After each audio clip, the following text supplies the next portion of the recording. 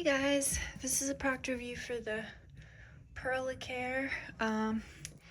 It's a little, like a desk treadmill basically. So your feet go in here, and this is it going backwards, but it can actually go forwards. Let's see, I'm just pushing it with my hands because it's more convenient. But your feet would go there, and I'm facing the front. So you can see it has a pretty wide foot area, so it should be good for most people. I mean, I think even Shaq could fit in there, but it is sensitive enough that if your feet were pretty small, it will move. You can stand on this, but I highly recommend, this was an issue for me, is making sure if you have a desk set up that it's very stable, because I mean, unless you're like really fit, I think most people are gonna want to have a handle that they can lean against. Like think about when you're using a treadmill, there's a handle there. So making sure your desk is really stable and can handle you like balancing on it, that's really important if you're gonna stand with this. But you can actually sit in a chair and then pedal with your feet. We're not used to that sort of a setup, but they do have some bikes that are like lower to the ground, and then you put your feet out and pedal like that. I don't know if you've seen that. They're making some kayaks like that too. This is like slightly different configuration from that, because you would be up in your chair and then pedaling it.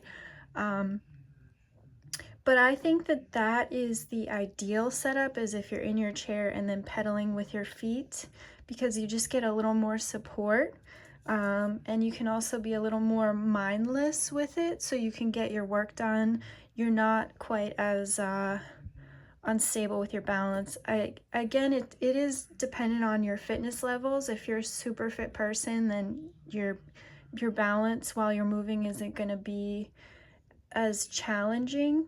So I just wanted to put that out there and let you know that it is a really cool device. We're so immobile, our culture is so immobile, so to add some movement into your day while you're working at your desk is really great. So I do love it for that.